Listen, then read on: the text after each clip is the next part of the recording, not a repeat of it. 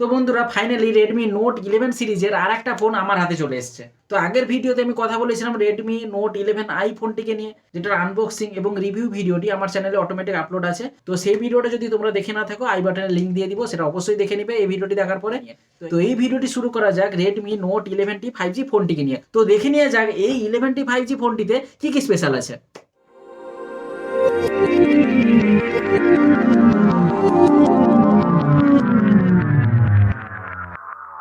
তো প্রথমে দেখে নিব আনবক্সিং, যেটা আমার ভিডিওতে প্রথমেই থেকে থাকে। তো সেই আনবক্সিংটা ছোট্ট করে একটু দেখে নেওয়া যাক। তো দেখেই বুঝতে পারছো আউটডোরেই ফোনটা খোলা হচ্ছে। এবার আছে Redmi Note 11T 5Gর হোয়াইট বক্স, ছোট বক্স, এটা তো রেডমি করে থাকে এরকম box. Let's open the box. এবার আছে ডকুমেন্টসের জ্ঞান, তবে খুবই অল্প। আর আছে কেস, মোটামুটি ডিসেন্ট কোয়ালিটির। এবার সেই ফোন, হোয়াট এ কালার, মানে জাস্ট কালারটা ইমপ্রেসিভ লাগবে, সলিড লুক দিবে কিন্তু। এই কালারটা কিন্তু সত্যিই ব্যাপক লাগছে। ফোনটিকে তো আগে দেখে নিব, ফোনটি রাখি এখন। আর আছে 33 ওয়াটের চার্জার এবং টাইপ সি কেবিল। তো এই ছিল আনবক্সিংয়ের ব্যাপার, আর বক্সে কিছু নেই। এবার ফোনটিকে দেখে নেওয়া যাক। প্রথমে বলবো ডিজাইন নিয়ে। তো ফোনটির লুক দেখেই বুঝতে পারছো ডিজাইনটা কিন্তু খুবই দারুণ। আরও সানলাইটে ফোনটিকে নিয়ে গেলে আরও গ্ল্যামার লাগবে। ফোনটির কালারটা কিন্তু সত্যিই দারুণ, মানে দুটো কালারের একটা মিক্সড দিচ্ছে, ব্যাপক লাগবে কালারটা। তবে ব্যাগটা কিন্তু পলিকার্বনেট, আর ফোনটিতে 8.7 mm এর থিকনেস পাবে।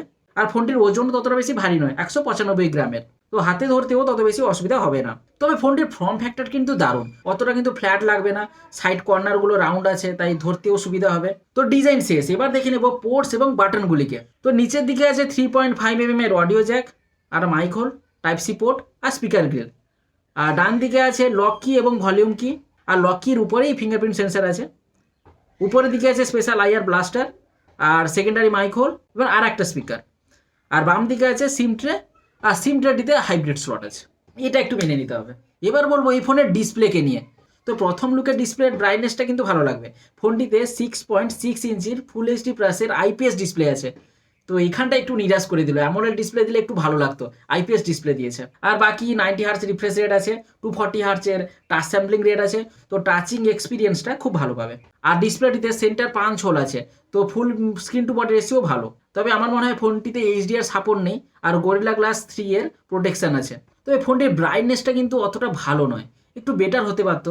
এই ডে লাইটে এই ফোনের ব্রাইটনেস কিন্তু অটোমেটিকভাবে লো হয়ে যায় আরও। তো ডে লাইটে এই ফোনটা ইউজ করতে কিন্তু একটু হয়তো সমস্যায় পড়তে পারো, কারণ এই ফোনের ব্রাইটনেসটা কিন্তু লো। তবে মানছি এটা আইপিএস ডিসপ্লে, তবে কিন্তু অনেক ফোনে আইপিএস ডিসপ্লেতেও ব্রাইটনেস কিন্তু ভালো দেয়। এবার বলবো প্রসেসরকে নিয়ে। এই ফোনে নতুন একটা ভালো প্রসেসর আছে। প্রসেসরটি হলো মিডিয়াটেকের ডায়মেনসিটি 810 এর প্রসেসর। তো এই প্রসেসরটা নতুন একটা 5G প্রসেসর। তো এটি একটি লেটেস্ট 6 ন্যানোমিটার বেসড প্রসেসর। তবে বন্ধুরা এই প্রসেসরের ক্ষমতা কিন্তু অনেকটা বেশি, কিন্তু এই ফোনে এই প্রসেসরে অপটিমাইজেশনটা কিন্তু ততটা বেস্ট হয়নি। তাই গেমিং এক্সপিরিয়েন্স হয়তো অতটা বেস্ট হবে না, তবে ভালো গেমিং এক্সপিরিয়েন্স পাবে। আর এই প্রসেসরে ফোন তো অত বেশি হিটও হয় না। এবার বলবো এই ফোনের সফটওয়্যারকে নিয়ে। তো এই ফোনে সেই MIUI 12.5 এর আপডেট আছে। তো তোমরা এই ওএস এর ব্যাপারে তো সব কিছুই জানো, তাই নতুন করে কিছু বলবো না। তো এমআই ফোনে এই ওএসই তো থাকে, আর অ্যান্ড্রয়েড 11 এর আপডেট তো আছে। তবে এই ফোনটিতে একটা জিনিস লক্ষ্য করেছি, প্রি ইনস্টল অ্যাপ কিন্তু বেশি নেই, তাই এটার দিক থেকে একটু বেশি ইমপ্রুভ করেছে কিন্তু, তাই স্মুথ এক্সপিরিয়েন্স পাবে কিন্তু। ফোনটিতে LPDDR4X এর র্যাম টাইপ এবং UFS 2.2 এর স্টোরেজ টাইপ দেখতে পাবে। তাই অ্যাপ ওপেনিং এবং ক্লোজটা কিন্তু খুবই ফাস্ট হবে এবং ভালো এক্সপিরিয়েন্সও পাবে। আর এর হ্যাপটিকও ভালো, এমআই ফোনেরগুলো হ্যাপটিকটা কিন্তু ভালো দেয়। টাচিং হ্যাপটিকটা, যেটা তোমার মেসেজের সময় আলাদা হ্যাপটিক পাবে, লক স্ক্রিনে আলাদা হ্যাপটিক পাবে, ইউটিউব ভিডিও দেখার সময় আলাদা হ্যাপটিক পাবে। তো এটা একটু এমআই কিন্তু ভালো, ছোট ছোট দিক থেকে ভালো কাজ করে।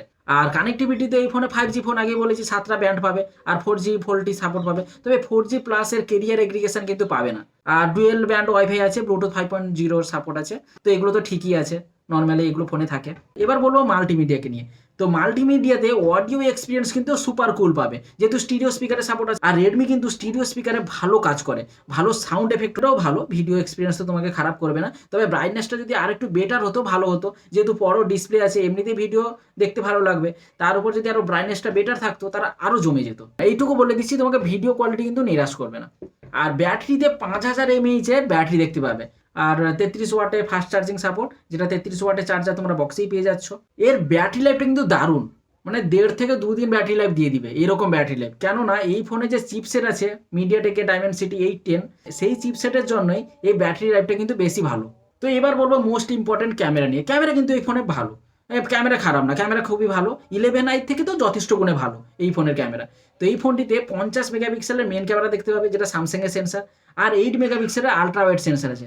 তো এই ফোনে বেশি কোনো ক্যামেরা সেন্সার দেয়নি যে। তো এই ফোনে কিন্তু সে 2 মেগাপিক্সেলের ক্যামেরা ঝামেলা রাখেনি, এটা কিন্তু খুব ভালো করেছে। কারণ সেই 2 মেগাপিক্সেলের ডেপথ সেন্সার, 2 মেগাপিক্সেলের ম্যাক্রো সেন্সার, এগুলো কোনো কাজে না, নামে শুধু ক্যামেরাতে থাকে, কোনো কিছু কাজ করে না। এই ফোনে সেটাকে হাঁটিয়ে দিয়ে কিন্তু খুব ভালো কাজ করেছে। 1080p 60fps পর্যন্ত ভিডিও রেকর্ডিং করতে পারবে রিয়ার ক্যামেরাতে। আর সেলফিতে আছে 16 মেগাপিক্সেলের সেলফি ক্যামেরা, যেটাতে ও 1080p পর্যন্ত ভিডিও রেকর্ড করতে পারবে। তবে সেলফিতে নাইট মোড নেই, আর কিন্তু রিয়ার ক্যামেরাতে নাইট মোড আছে, যেটা কিন্তু ডিসেন্ট কোয়ালিটির বলতে পারো। আর একটু ভালো দরকার ছিল, নাইট মোডের কিন্তু অপটিমাইজেশন দরকার, অনেকটা নয়েজ চলে আসে ফটোতে, ওভার এক্সপোজ হয়ে যায় কিরকম একটা, তাই একটু অপটিমাইজেশন দরকার। তো কিছু ফটো তোমাদের জন্য রইলো, চেক আউট করে নাও।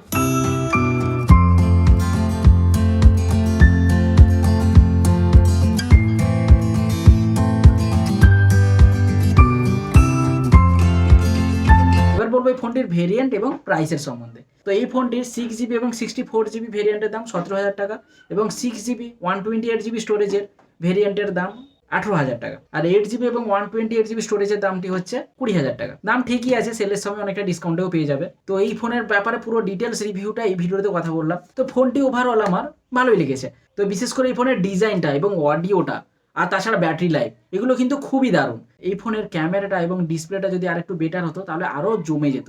যেহেতু আমরা 17,000 টাকা 18,000 টাকা পে করছি, তাই ডিসপ্লে এবং ক্যামেরা তো আমাদের বেস্ট দরকারই। তো সেটা একটু নিরাশ করে দিয়েছে। আর বাকি এই ফোনে সব কিছুই ভালো, আর ডেলি লাইফে ইউজে তো কোনো রকমের সমস্যা নেই। তো তোমরা চাইলে তোমরা এই ফোনটিকেও চেক আউট করে নিতে পারো। তো বন্ধুরা, তাহলে আজকের ভিডিওটি এই পর্যন্ত। আর ভিডিওটি যদি ভালো লেগে থাকে তাহলে অবশ্যই লাইক এবং সমস্ত বন্ধুদের সাথে শেয়ার করে দিবে। আর এই চ্যানেলটিকে অবশ্যই সাবস্ক্রাইব করে পাশের বেল আইকনটাকে প্রেস করে রাখবে এইরকম নতুন নতুন ভিডিও দেখার জন্য। ठीक है, एक तो लाइक और शेयर ठोक दीजिए, महाकाल का लाइक और शेयर ठोक दीजिए। पूरा साल मेहनत करता हूँ आपके लिए बेटा, ऐसा नहीं चले। তো দেখা হবে তাহলে আমার আরেকটি নতুন ভিডিওতে। তো সবাই ভালো থাকবে এবং খুশিতে থাকবে।